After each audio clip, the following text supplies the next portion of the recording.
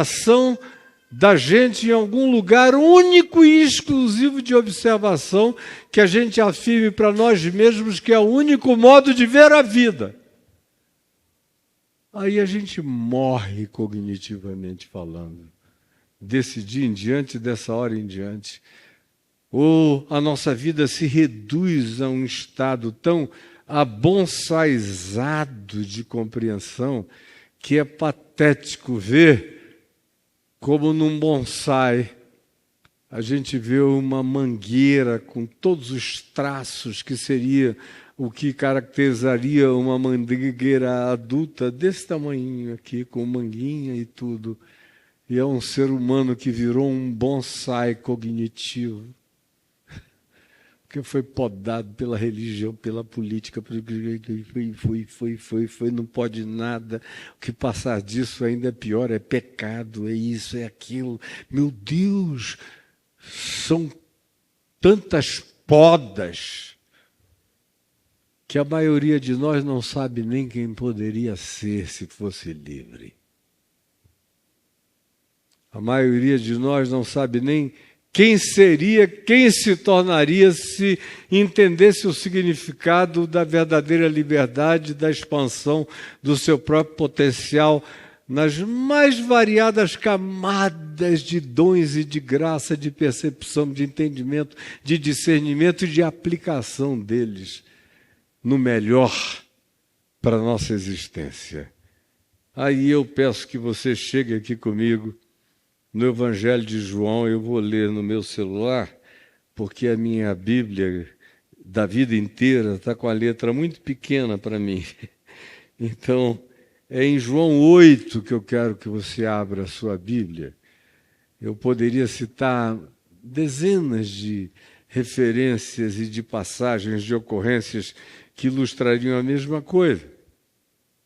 Por exemplo, só para não fugir ao todo dia, e ao que seja lugar comum, nessa exposição que eu estou fazendo a vocês, eu quero citar também no Evangelho de João, antes disso, o capítulo 3, que é o que mostra o encontro de Jesus com Nicodemos, aquele acadêmico, religioso, fariseu, pessoa importante, membro do Sinédrio de Israel, ou seja, do parlamento contemporâneo do primeiro século, do Sinedrim, e que foi visitar Jesus durante a noite e faz uma afirmação: mestre, nós sabemos, é uma palavra de gnose, de cognitividade, nós sabemos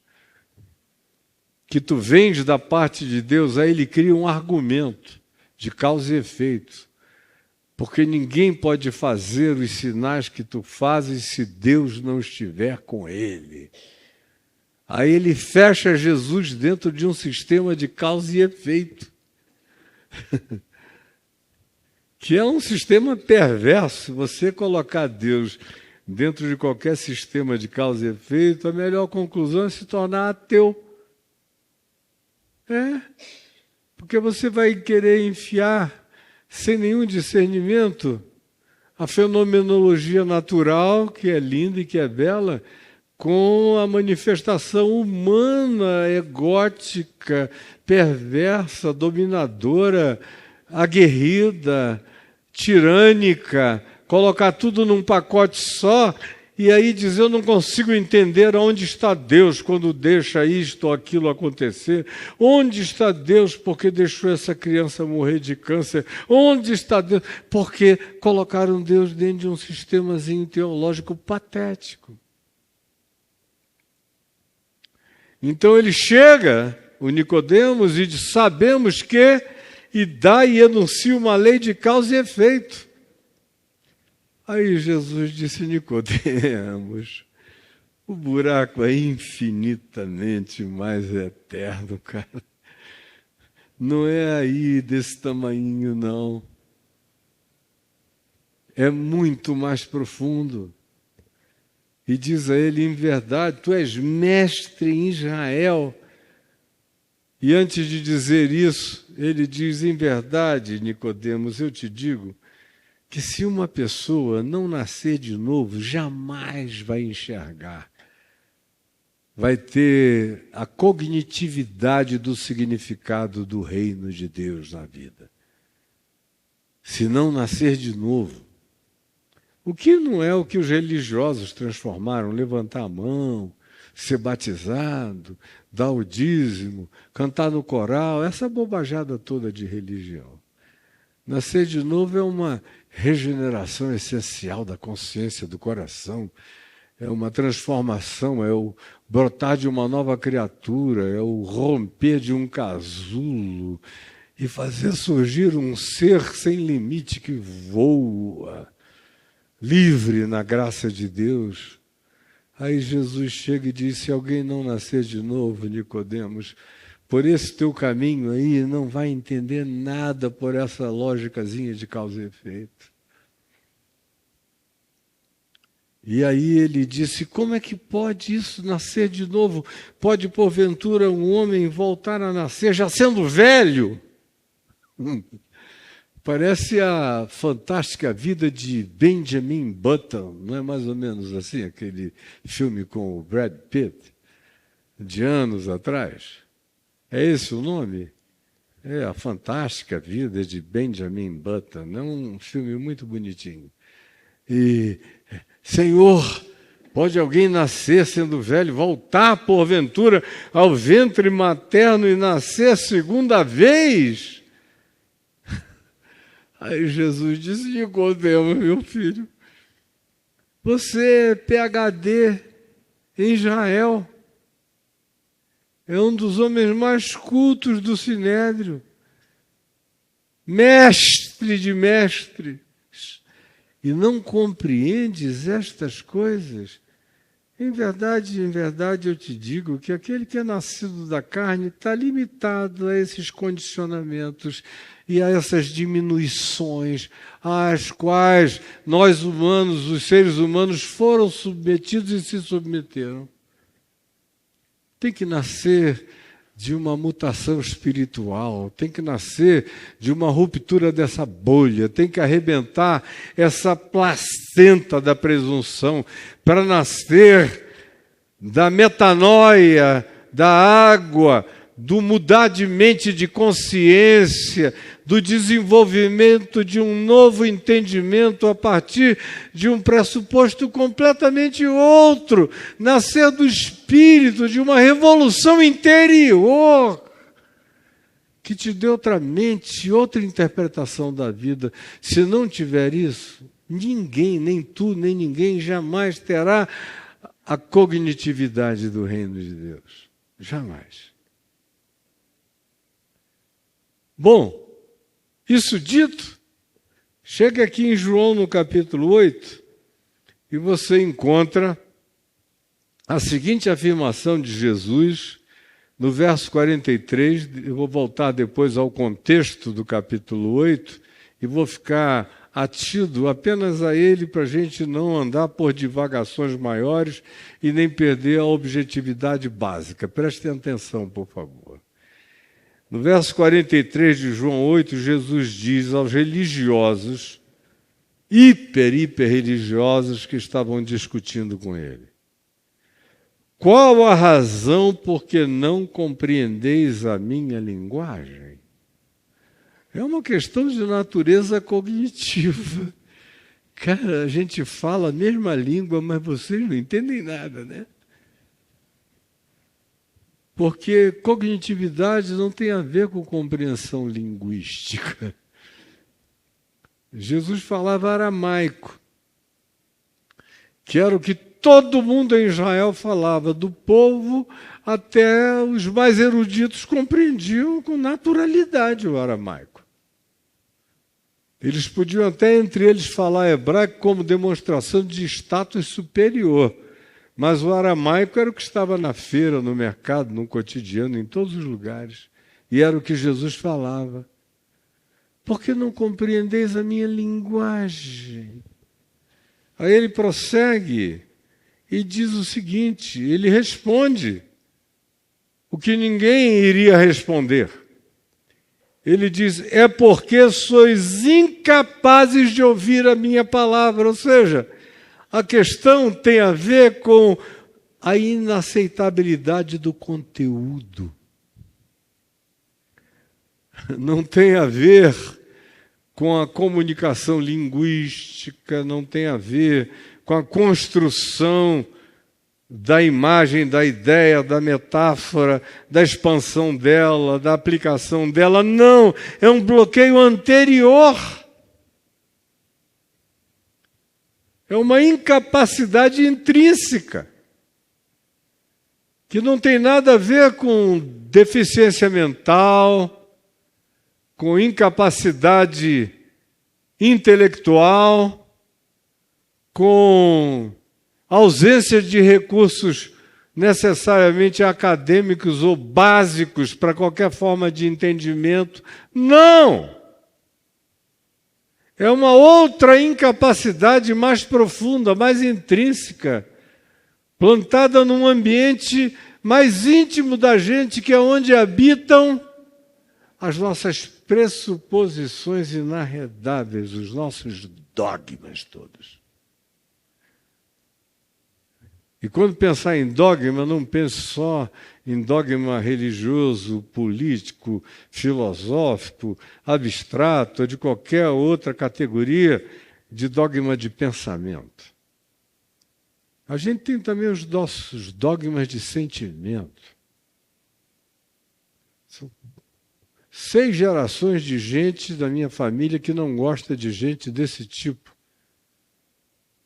E eu não vou fazer uma ruptura, não vou ser o ente disruptivo nessa genealogia de emoções e de choques. Aí adota aquilo como pré-condição para não negar a sua própria natureza e a sua vinculação familiar. Todos na minha casa odiaram esse tipo de coisa, tiveram esse tipo de reação, abominaram esse comportamento, adotaram essa moral, ou não gostaram dessa estética, ou não aceitaram esse tipo étnico. E as pessoas vão herdando isso sem saber nem porquê. Eu, às vezes, encontro gente inteligente, bem estruturada, bem formada. Alguns fizeram até excelentes faculdades, como essa semana. Falei para minha mulher, eu tive uma tristeza grande. Quando eu vi, de repente, num dos posts que eu tinha feito numa rede social, aliás, foi no Instagram, um post que eu sabia que não ia dar aqueles milhares de comentários, porque depois de um tempo você sabe o que vai dar milhares de discussões e o que vai ser só ouvido, contemplado, mas não vai ser muito comentado, porque você vai conhecendo a psicologia global do grupo.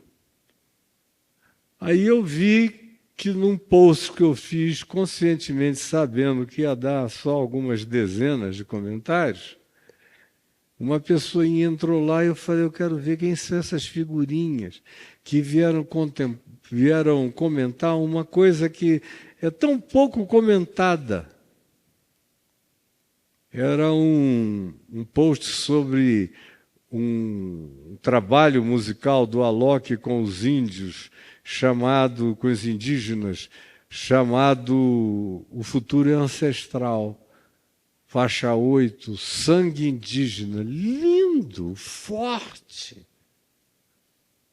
E eu postei lá, tinha lá alguns comentários, quando eu vi uma moça dizendo, estou saindo hoje do seu canal, depois de ter recomendado durante anos para milhares de pessoas, estou me retirando, não concordo mais, você é um comunista e também um antissemitista, e não sei o que e tal, e fez um monte de acusações. Aí eu não faço nunca isso, mas desse dia eu disse, deixa eu ver exatamente quem é essa moça. Eu fui ver, vi o currículo dela inteiro, tão bem arrumado. Foi uma pessoa que tinha tudo para pensar mais, para entender melhor. Aí eu fui ver os posts que ela fazia, e aí eu fui entendendo. O sobrenome dela denunciava um certo vínculo étnico com o judaísmo. Aí eu fui ver os posts, aí era só bandeira do Brasil, com motocicletas para lá e para cá. Aí eu fui ver os artigos que ela reproduzia. Aí eu falei, já sei, eu sou comunista por causa disso aqui.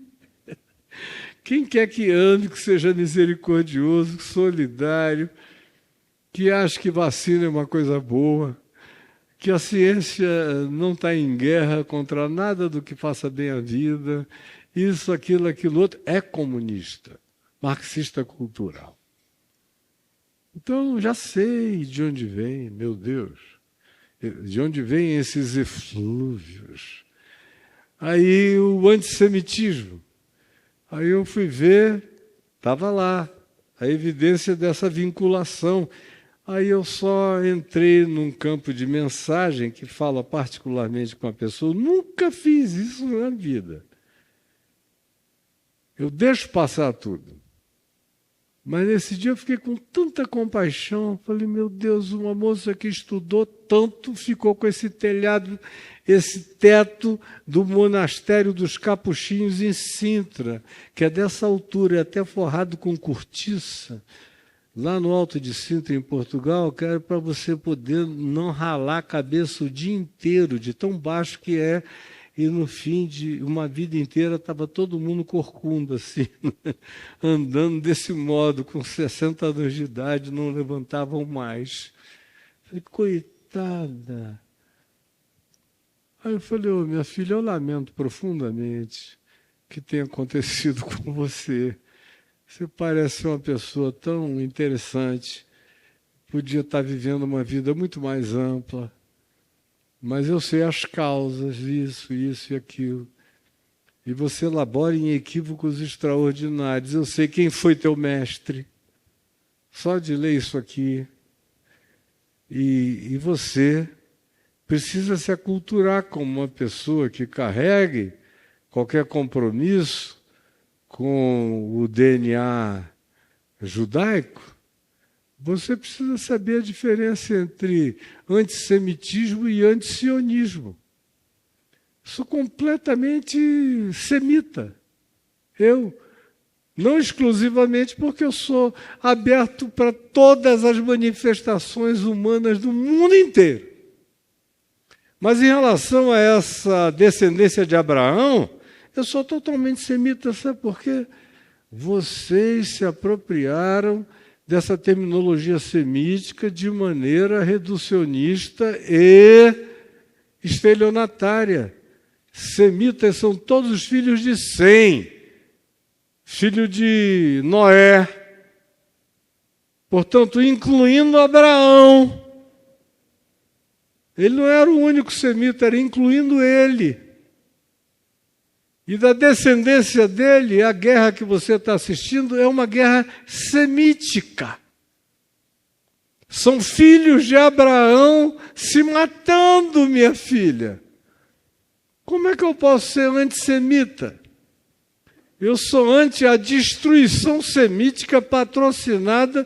E aí eu disse um monte de coisas que eu não vou repetir aqui agora.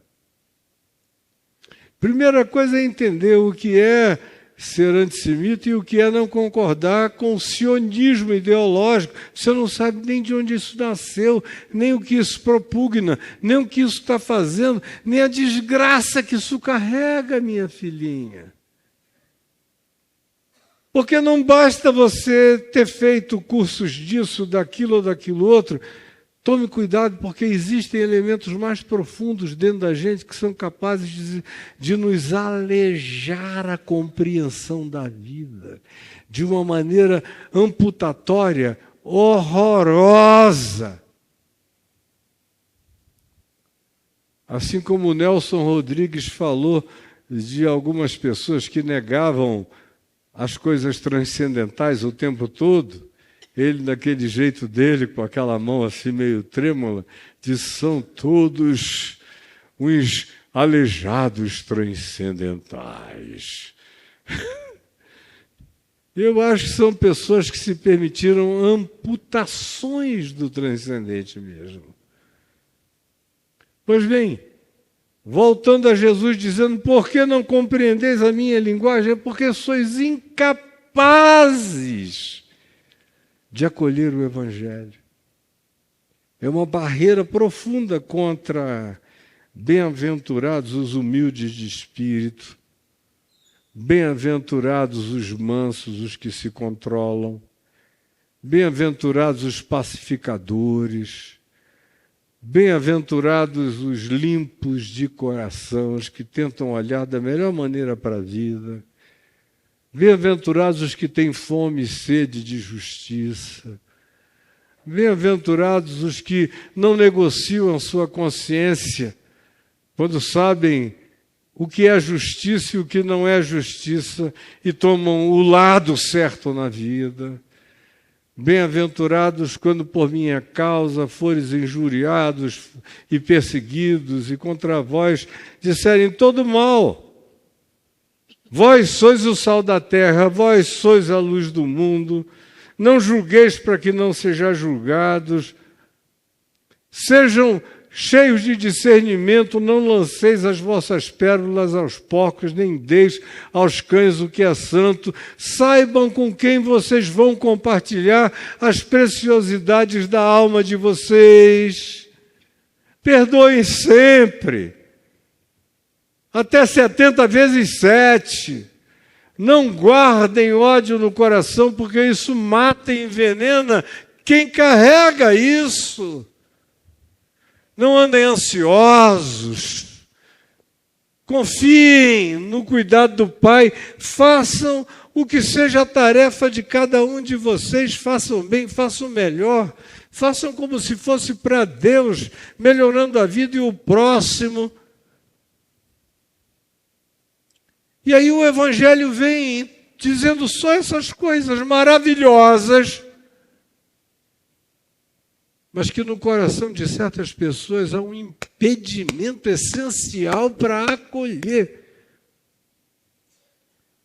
A besta fera, o animal, o predador, o macho ômega inseguro, o narcisismo radical, a egolatria, tudo aquilo que a gente vai naturalizando e chamando de humano, e que é de fato o traço mais horrorosamente desumano da gente, vai dando metástase na alma da gente e a gente se torna incapaz de entender a boa nova. O ódio cria bloqueios cognitivos, gera uns subprodutos horrendos de antipatia, de atitude de tirania, de persecutoriedade, de separação e de apartheid, de tudo mais de ruim que vocês queiram. É só o amor que rompe a membrana do bloqueio cognitivo. O amor enxerga quase tudo, não é tudo, porque Paulo diz em 1 Coríntios 3, em parte vemos, porque ainda somos seres relativos. Ou como disse Gilberto Freire, não há ninguém que venha ao mundo sem algum tipo de preconcepção de alguma coisa, ou que no curso da vida não manifeste isso. Não há realmente ninguém, a gente tem só que discernir o seguinte: é quem carrega algum tipo de pressuposição excludente e quem carrega pressuposição includente. Quem abraça e quem aparta. Quem acolhe e quem rejeita. Quem tem compaixão e quem é carregado de ódio, de ironia ou de desprezo. Esperar que todos nós tenhamos exatamente o mesmo olhar não será possível, é utópico.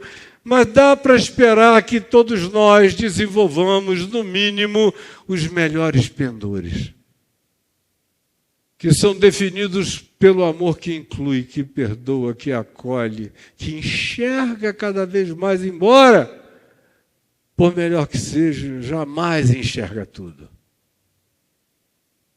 Sois incapazes. Aí Jesus, no capítulo 8 aqui de João, vocês agora andem para o iniciozinho do capítulo 8, verso 1. Qual é a primeira história narrada aqui?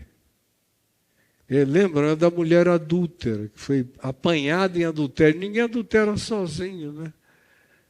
Ela e o travesseiro. Meu travesseiro gostoso.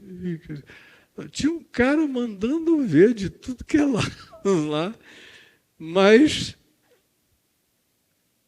o bloqueio cognitivo pegou só a mulher.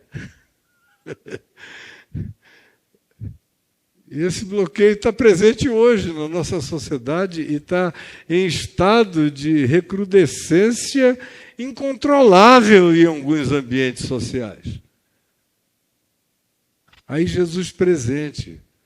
Eles vão lá e outra doença cognitiva. Moisés nos mandou que tais mulheres sejam apedrejadas.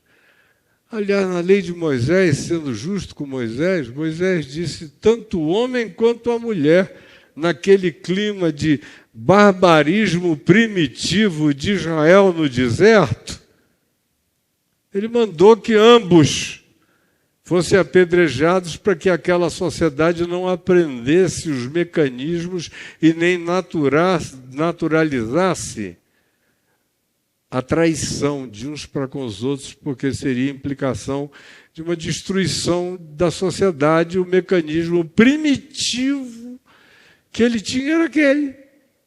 Não era o melhor, mas era o que havia naquela primitividade, mas era para ambos. Agora, 1.700 anos depois de Moisés, o negócio virou exclusivamente para cima da mulher. Aí vem Jesus e disse, e força uma violência cognitiva, dizendo, tá bom, quem dentre vós estiver sem pecado, seja o primeiro que lhe atire pedra. Força os caras a se enxergarem, uns na presença dos outros. Todo mundo ali tinha pegado todo mundo por ali, todo mundo sabia quem pegava quem. Aí, começando dos mais velhos até os mais novos, foi todo mundo se retirando de fininho, não ficou mais ninguém, só Jesus e a mulher.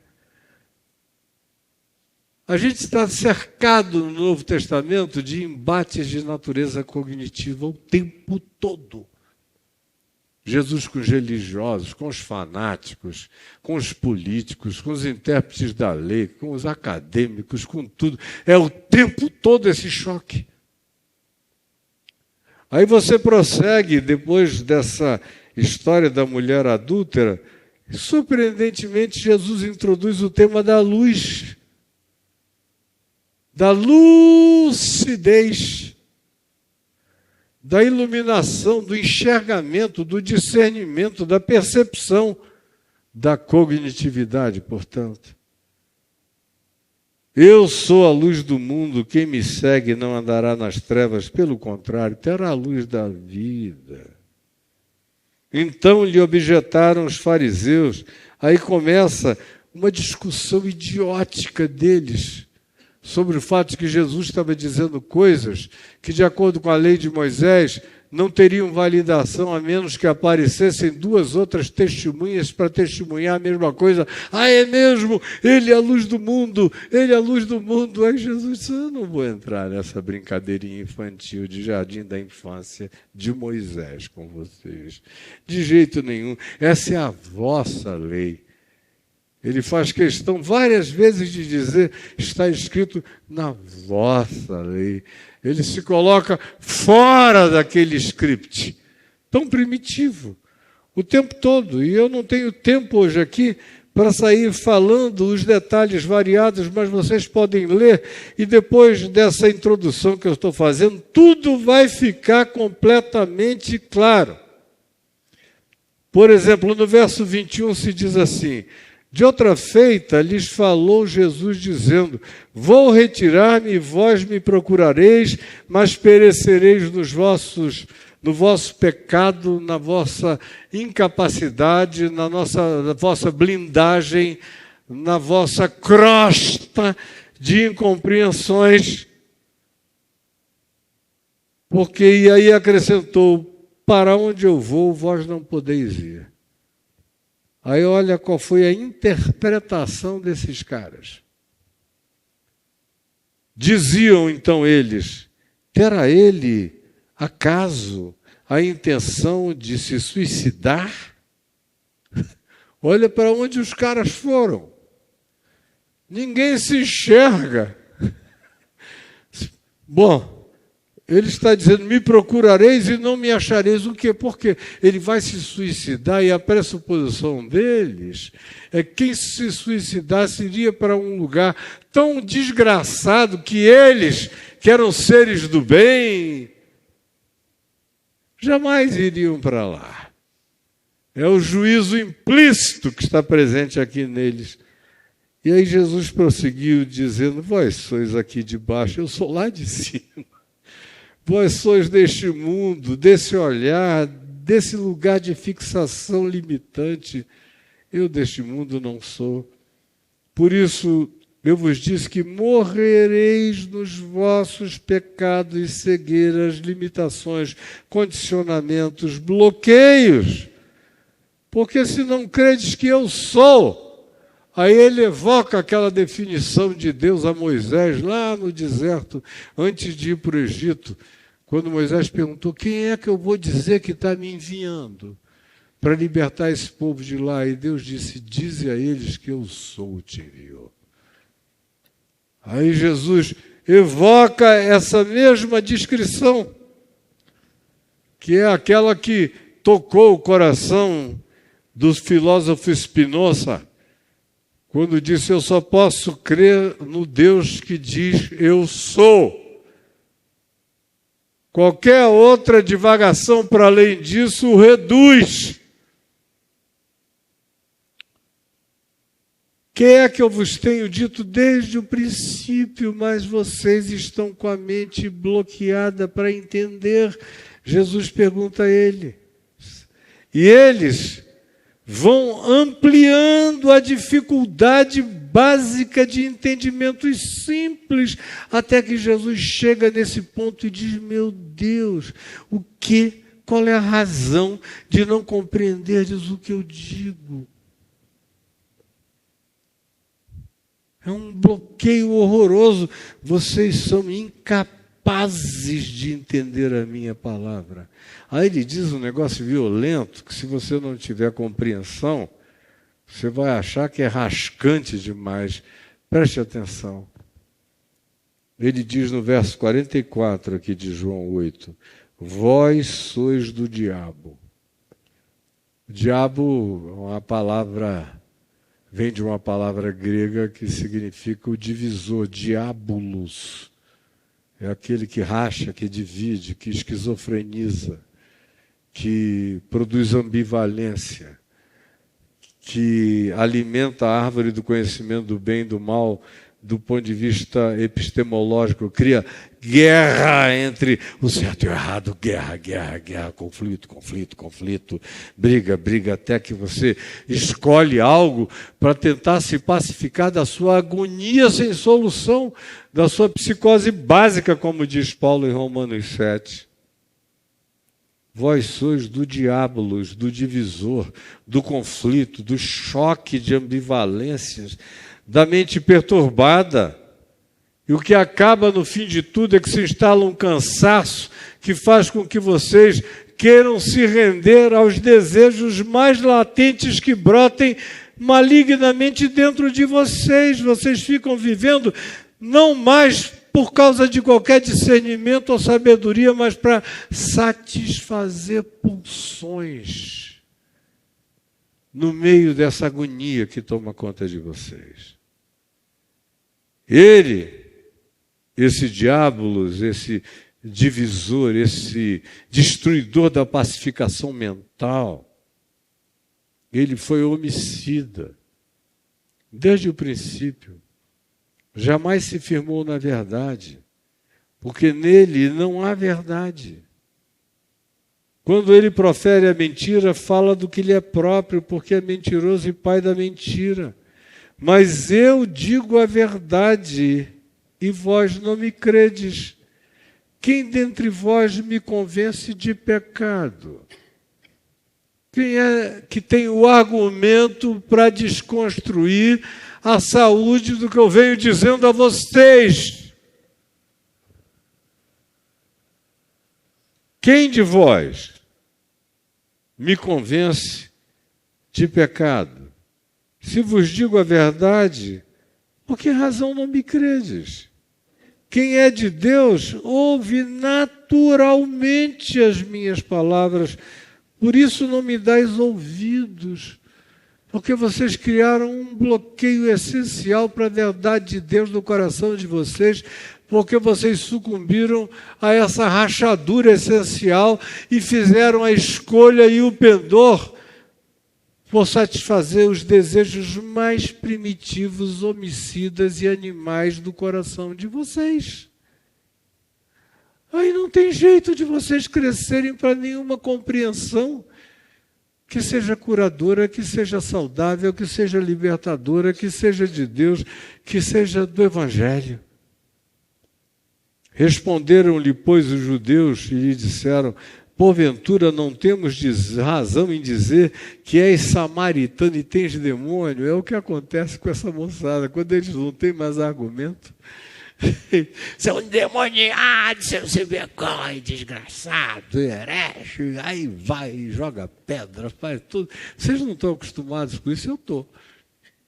Ultimamente é só isso que dá. Quando o cara começa a argumentar e você diz alguma coisa que ele não consegue passar daquele limite, ele te anarquiza logo na hora. Te manda para o inferno, diz que você é um herético, um perdido, um comunista safado, não sei lá o quê. Não dá nem para compreender. Mas é assim que agem. E tens demônios. Samaritano era o pior tipo de designação que alguém poderia dar naqueles dias. Dizer, és um romano pagão, era uma doçura. Agora, o samaritano era o ser mais desprezado. É o palestino contemporâneo. E habitava a Palestina até o dia de hoje. A Cisjordânia cobre toda a área da Samaria bíblica dos dias de Jesus, que já era um lugar de ódio, conflagração de conflitos, de problemas os mais impensáveis, da angústia maior dos romanos que houvesse uma crise ali. Jesus diz, eu não tenho demônio, pelo contrário, honro a meu Pai, mas vós me desonrais. Eu não procuro a minha própria glória, há quem a busque e julgue. Em verdade eu vos digo, se alguém guardar a minha palavra, não verá a morte eternamente. Aí projetou a conversa para um nível absolutamente para além do ordinário. Falou, o que eu estou falando aqui com vocês, se vocês entendessem, iria levá-los à apreciação gloriosa do significado de que vocês podem ser invadidos para além da mesquinharia do espaço-tempo pelo significado da eternidade e colocar vocês numa outra dimensão para viver. Aí eles lhe dizem, agora estamos certos de que tu tens demônio. É patético, cara. É discutir com um crente assim. Não perca seu tempo, portanto, tá bom? Não adianta, você não vai a lugar nenhum. Eu já desisti há muitos anos. Eu estou nesse negócio há 51 anos. Meio século e um pouquinho. Não dá. Não tem nenhuma cognitividade lúcida que faça um determinado fanático que passou de uma determinada linha, às vezes um ponto de no return, voltar. É o que eles expressam aqui, o tempo todo. Nós temos certeza que tu tens demônio. Agora estamos certos de que tu tens demônio. Abraão morreu. E também os profetas, e tu dizes, se alguém guardar a minha palavra, não provará a morte. Os caras são reduzidos, estão pensando em imortalidade, enquanto Jesus está falando de vida eterna, que não tem nada a ver com imortalidade. Imortalidade é proposta de vampiro, de Drácula. Jesus está propondo algo que a morte não mata, mesmo quando chega, você a transcende. Mas o bloqueio cognitivo não deixa eles furarem essa bolha sobre hipótese alguma. Então lhes respondeu Jesus, se eu me glorifico a mim mesmo, a minha glória nada é. Quem me glorifica é meu Pai, o qual vós dizeis que é o vosso Pai também. Com ironia ele diz isso. Entretanto, vós não o tendes conhecido. Agora o que eu posso dizer? Eu o conheço. Se eu disser que não o conheço, serei como vós, mentiroso. Mas eu o conheço e guardo a sua palavra. Abraão, vosso pai, alegrou-se há 2000 anos atrás, quando ele teve uma antevisão dos meus dias, que viria muito depois, e ele se regozijou. Se vocês fossem filhos de Abraão, vocês teriam a mesma percepção. Mesmo sem ter visto a história, ele se regozijou na projeção do que intuiu. Perguntaram depois os judeus, ainda não tem 50 anos e tu viste Abraão? Os caras estão sempre achatando. A proposta não adianta ir adiante, eles não alcançam. A morte da sutileza, a morte da intuição, a morte de dimensões enormes de percepção vai se configurando quando a gente se entrega a esse projeto, a esse padrão, a esse estado mental reprovável. Respondeu-lhes Jesus, em verdade eu vos digo, antes que Abraão existisse, há 2000 anos atrás, eu sou. Aí pronto. Aí enlouquece todo mundo, naquele ambientezinho pequeno. Então pegaram em pedras para atirarem nele, mas Jesus se ocultou e saiu do templo, porque o templo é um lugar perigoso quando se trata de tentar romper bolhas cognitivas. O pessoal pega em pedra para te apedrejar. Então não se assuste. A ambiência da cognitividade básica dentro da qual a gente vive nos dias de hoje, nesse atraso extraordinário que se estabeleceu, se configurou entre nós, com essa blindagem, com essa calota de impedimento de discernimento, vai fazer com que quem quer que queira seguir o Evangelho tenha que viver o tempo todo sabendo que é nessa ambiência de hostilidade cognitiva que a gente vai ter que viver, sobreviver, sem sucumbir à provocação dos ódios, sem contaminar a nossa percepção e cognitividade pelo antagonismo cheio de manifestações de rejeição, mas, ao contrário, preservarmos a saúde da nossa própria cognição, que isso acontece se a gente aprender a, apesar de tudo e em qualquer circunstância, olhar a partir dos vários lugares de observação. Deixa eu ver como é que é a vida aqui do lado do meu genro que está me filmando. Não me filma, ou então só se você conseguir, Tiagão. Ó, coitadinho, vai fazer um sacrifício danado. Olha como ele está entortando todinho. Ó, aí venho eu e sento aqui. Olhar olho para lá, ele fica me vendo daí, eu ali. É um lugar que eu não conhecia. Eu nunca sentei aqui, eu nunca me filmei, mas me dá a chance de entender o olhar do meu genro, que não é porque é meu genro que tem que ser olhado com um olhar bonito. Tem muito sogro que não consegue fazer isso. Dizer, deixa eu ver de onde é que ele vê a vida, para eu compreendê-lo melhor. A mesma coisa com meu marido, com a minha mulher, com os meus filhos, com os meus amigos, com os meus irmãos, com os meus antagonistas, na minha sociedade, nos ambientes que eu frequento.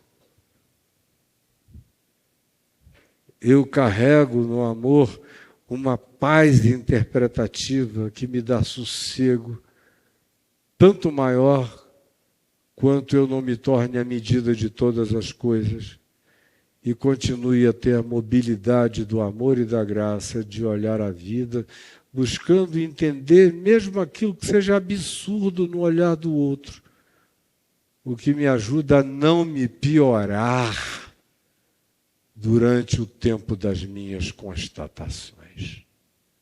Vamos ficar em pé e vamos orar. Tá bom? Está todo mundo bem? Com a graça de Deus. Se você, conhecendo ou não conhecendo a pessoa que está aí ao seu lado, não se sentir constrangido demais em fazer um experimento de toque cognitivo, você vai sentir pelo menos o calor da mão, se tem calo ou não tem calo. Olha, tenta olhar nos olhos de quem está ao seu lado, cumprimentar, dizer seu nome.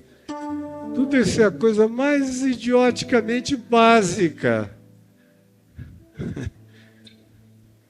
Coisa boa. E tenta guardar o rosto. Pode ser que você encontre essa pessoa na rua. Em Brasília não dá para dizer na esquina. Porque ninguém encontra ninguém na esquina. Nem no boteco.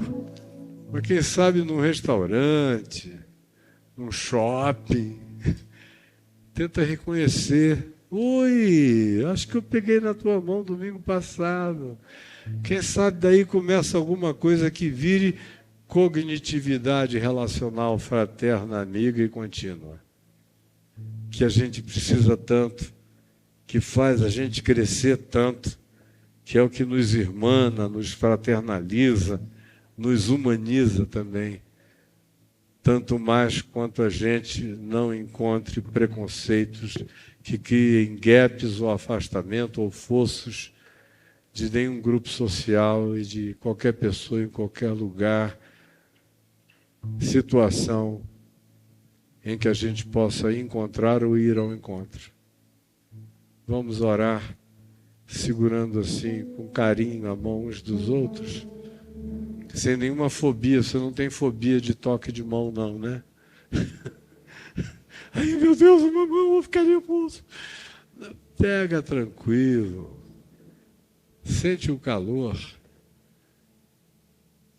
e repita comigo o que eu vou orar. Senhor Jesus, abençoa o meu irmão, a minha irmã, e me ajuda também a não ficar contido em nenhuma prisão cognitiva. Ajuda-me a identificar no meu coração os bloqueios e os impedimentos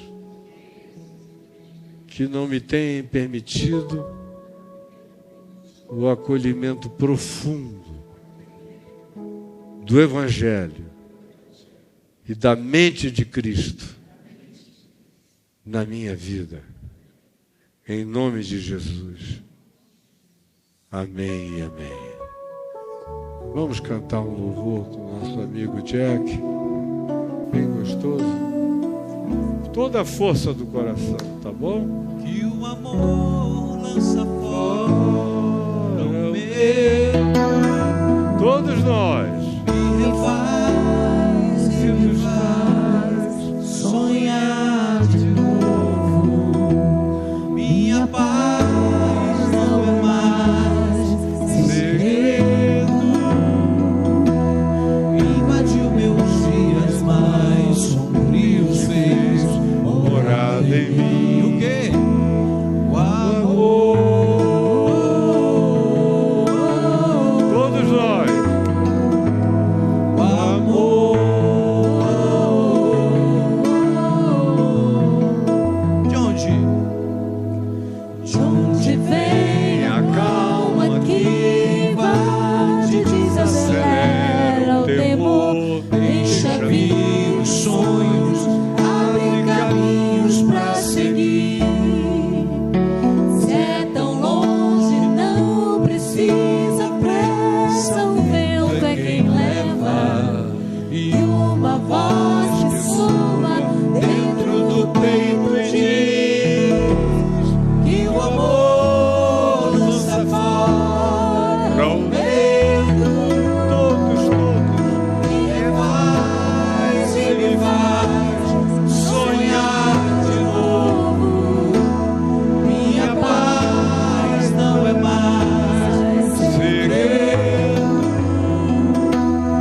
Invadiu meus dias mais sombrios, fez morada em mim. E o amor lança fora o medo. Me faz sonhar de novo. Minha paz não é mais segredo. Invadiu meus dias mais sombrios, fez morada em mim. Invadiu meus dias mais sombrios, fez morada em mim. Invadiu meus dias mais sombrios, fez morada. Você pode cantar mais uma vez? Invadiu meus dias mais sombrios, fez morada. E foi o quê? O amor.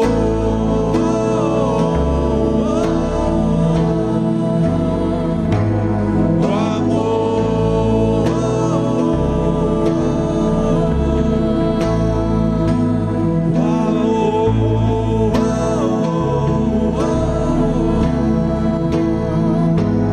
O amor.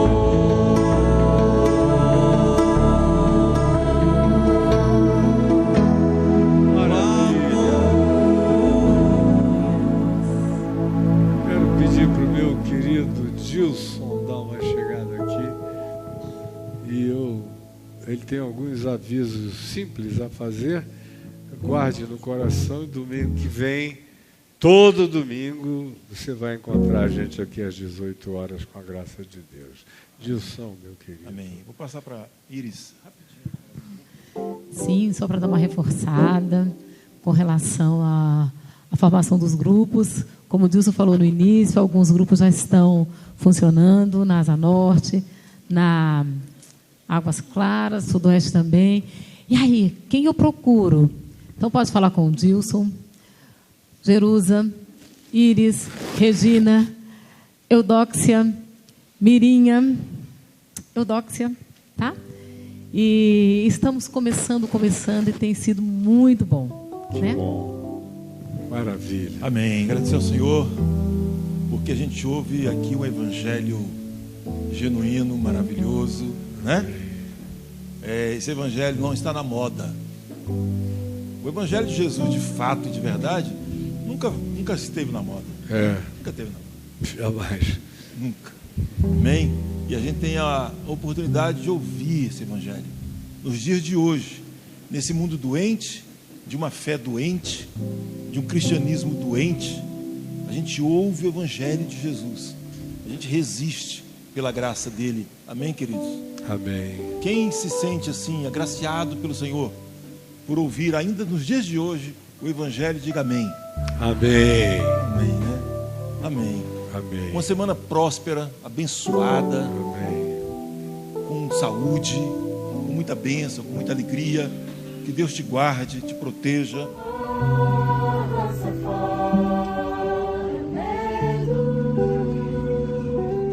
Me refaz e me faz sonhar de novo. Minha paz não é mais segredo. Invadiu meus dias mais sombrios, fez morada em mim. O